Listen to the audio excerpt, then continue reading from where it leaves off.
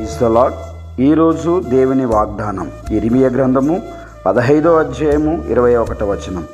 దుష్టుల చేతిలో నుండి నిన్ను విడిపించేదను, బలాత్కారుల చేతిలో నుండి నిన్ను విమోచించేదను. దేవుని నామానికి మహిమ కలుగునుగాక.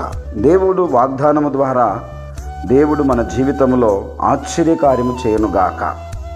ఎందుకంటే ఈ సంవత్సరం లేదా ఈరోజు ఈ వాగ్దానం వలన ఎక్కడ నువ్వు బంధించబడి ఉన్నావో దేవుడు విడిపించబోతూ ఉన్నాడు. ఇజ్రాయేలు ప్రజలు ఐగుప్తులో ఉన్నప్పుడు దేవుడు వారిని విడిపించాడు. వారి బంధకాల నుంచి విడిపించాడు, వారి శ్రమల నుంచి విడిపించాడు, వారి కష్టాల నుంచి విడిపించాడు. అలాగన్న నిన్ను విడిపించడానికి దేవుడు, నిన్ను రక్షించడానికి, నిన్ను విడిపించడానికి ఆయన నీకు తోడే ఉన్నాడు. వారు నీ మీద యుద్ధము చేస్తారు, కానీ యుద్ధములో వాళ్ళు గెలవరు. నీవే విజయం కలిగే విధంగా దేవుడు నిన్ను ఆశీర్వదిస్తాడు. కనుక ఉదయకాల సమయంలో ప్రభువా, దుష్టుల చేతిలో పడకుండా నన్ను విడిపించు నాయన, బలాత్కారుల చేతిలో పడకుండా నన్ను విమోచించుమని. ఎందుకంటే విడిపించే దేవుడు, విమోచించే దేవుడు, మనను ఆశీర్వదించే దేవుడు, మన గొప్ప దేవుడైన ప్రభు అయిన యేసయ్యకే సమస్త మహిమ ఘనత కలుగునుగాక.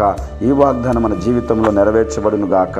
ఆమేన్. తలలోంచి కళ్ళు మూసుకుందాం, ప్రార్థన చేసుకుందాం. ప్రేమ కలిగిన మా తండ్రి, పరిశుద్ధుడైన యేసయ్య, నీకు స్తోత్రములు ప్రభువా. మీరు ఇచ్చిన ఈ వాగ్దానం బట్టి నీకు స్తోత్రం. ఉదయకాల సమయంలో ఈ వాగ్దానం వింటూ ఉన్న, ఈ వాగ్దానం చదువుతున్న నీ బిడ్డలకు తండ్రి అయ్యా విడుదల కలగాలి ప్రభువా. నీకు స్తోత్రములు ప్రభువా. దుష్టుల చేతిలో నుంచి విడిపించబడాలి, బంధకాల నుంచి విడిపించబడాలి, అప్పుల్లో నుంచి విడిపించబడాలి, కష్టాల నుంచి విడిపించబడాలి, బాధల నుంచి విడిపించబడాలి. ఎందుకంటే ప్రభువా, నీవు రక్షించుటకు, విడిపించుటకు నువ్వు తోడై ఉన్నావు తండ్రి. అలాగున మీరు తోడై ఉండి విడిపించి, దీవించి, ఆశీర్వదించి ఉదయకాలపు మీ దీవెన మీరు కలగచేయండి. వారి ప్రయాణంలో, వ్యాపారంలో, ఉద్యోగంలో, చదువుల్లో నీ కృపా మీ సన్నిధి తోడుగా ఉంచమని యేసు నామములో ప్రార్థన చేసి అడుగుచూ ఉన్నాము తండ్రి. ఆమేన్. God bless you.